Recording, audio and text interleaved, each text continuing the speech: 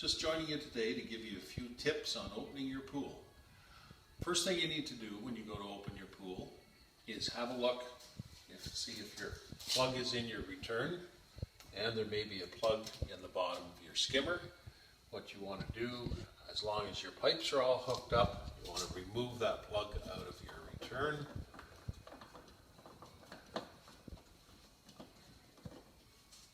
Just threads out, and then take your eyeball for your return and thread it back in.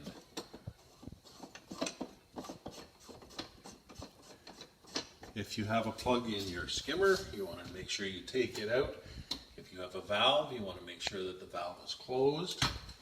If the handle is in line with the pipe in the bottom, it's open. If it's at 90 degrees, it's closed.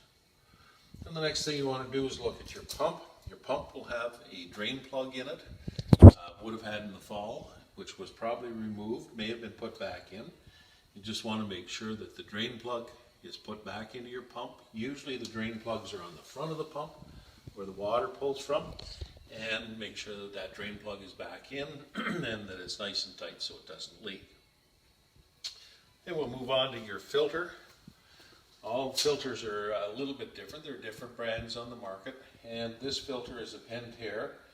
Your handle on your filter was probably set to winterize when you closed your pool. So basically, when you reopen your pool, your filter will have a sight glass on it, which is just a little glass bottle. And it just goes back in here. That's just to tell you when you backwash your filter that the water's clean when you're backwashing. Another thing that'll go into your filter is a pressure gauge. You probably took it off in the fall. If you didn't, you need a new one because there is water in them, and if you leave them in the filter over the winter, they'll freeze and break, and then they don't give you a reading. And basically you want to put a little Teflon tape on the end of that guy and just thread it in to the hole on the side of the filter. And just finger tight. Don't put a wrench on it. Just finger tight. If you happen to over tighten it and you hear something go click, it's probably the head that you've just cracked, and that gets to be very expensive.